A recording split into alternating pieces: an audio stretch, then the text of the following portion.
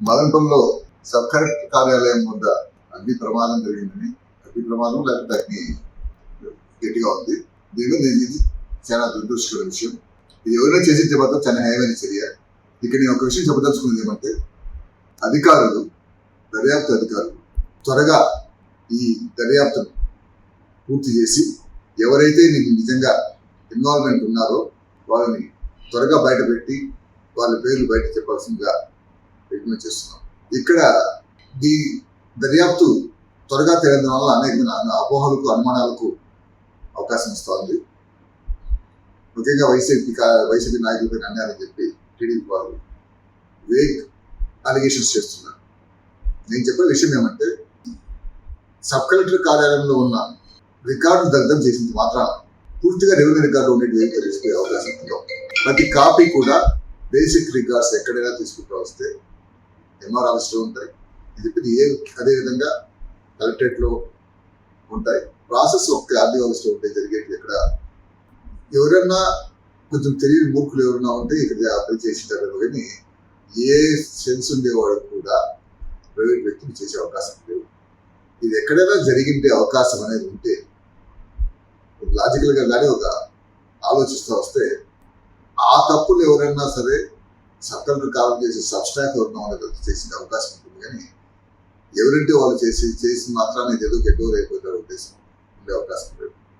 ముఖ్యంగా ఇది కూడా ఎందుకు చెప్తున్నానంటే, అంత పెద్ద ఎత్తున అధికారులు స్పందించడం మాత్రం వాళ్ళకి ధన్యవాదాలు తెలియజేస్తుంది.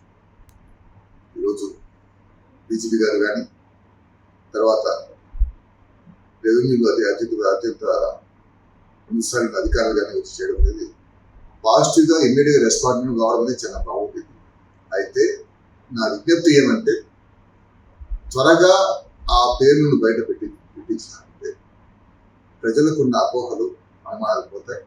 దీంతో పాటు ప్రజలు చాలా మంది ఆందోళన చెందిన విషయం ఏమంటే, మా రికార్డులన్నీ వెళ్ళిపోయినాయి, మా రికార్డులు వెళ్ళిపోతే మాకు బేసిక్ రికార్డ్స్ లేకపోతే ఎట్లా చాలా ఆందోళన చెందుతున్నారు. నాకున్న అవగాహనలో నేను చెప్పడదానంటే, ఎంఆర్ఓ కార్యాలయం నుంచి తర్వాత అదేవిధంగా కలెక్టరేట్ కార్యాలయం నుంచి ఉన్న ఫైల్స్ అన్ని అనుసంధానం చేసి పబ్లిక్ ఇన్క్వైరీస్ కూడా త్వరగా సమస్య విధంగా చేయవలసిందిగా రిక్వెస్ట్ చేస్తాను. ప్రాసెస్లో తీసే విషయం గాను స్టేట్మెంట్ ఇవ్వడం. 22 year ప్రాసెస్ మేజర్గా జరిగేది తీసే editing authority collectorate. 20 year process తీసేసి 28 తీసేయడం జరిగిన విషయం వస్తే నాకు తెలిసి కలెక్టరేట్ గవర్నమెంట్ కూడా పోవాల్సి వస్తుంది నాకు తెలుసు. కాబట్టి ఇక్కడే కాదు, సబ్ కలెక్టర్ ఆఫీస్ కలిసి మాత్రాన రెవెన్యూ అధికారులు, తర్వాత MR office, sub collector office process sub collector office ఏ ఫైల్స్ బేసిక్ రికార్డ్స్ ఉన్నాయి. ఆడి నుంచి ప్రాసెస్ అయితే కలెక్టరేట్ ఎన్ఓసీలు వస్తే కలెక్టరేట్ వచ్చింది. కలెక్టరేట్ నుంచి కాపీ మాత్రమే ఎక్కువ వచ్చింది. తర్వాత సిసిఎల్లో క్లియర్ అయ్యి గవర్నమెంట్ జీవోలు వస్తుంది. ఇంటిని కూడా చేసే అవకాశం ఉంది. ప్రాసెస్ తెలిసిన వాళ్ళు ఎవరు కూడా ఒక సబ్ కలెక్టర్ ఆఫీస్ చేసే అవకాశం లేదు. మీరు ఎవరైతే చెప్తున్నారో వైసీపీ నాయకులని, వీళ్ళకి ఎవరికైనా ప్రాసెస్ అందరికీ తెలియకుండా ఎవరు పోయినారు. అభియోగం మీరు ఎవరైతే చెప్తున్నారో అది ప్రాసెస్ తెలియకుండా అవకాశం లేదు. ఇది తెలియని వాళ్ళు అనుకునే వ్యవహారం. ఇది కాల్ చేసి పోస్ట్ చేసింటారు మామూలు పబ్లిక్ అనుకునే ఉన్నారు. అందుకే నేను చెప్పడం అంటే, ఇది ఎక్కడైనా జరిగిందంటే మాత్రం సపరేట్ అవసరం ఉంటుంది అనేది ఎవరికైనా అవగాహన ఉన్న వ్యవహారం.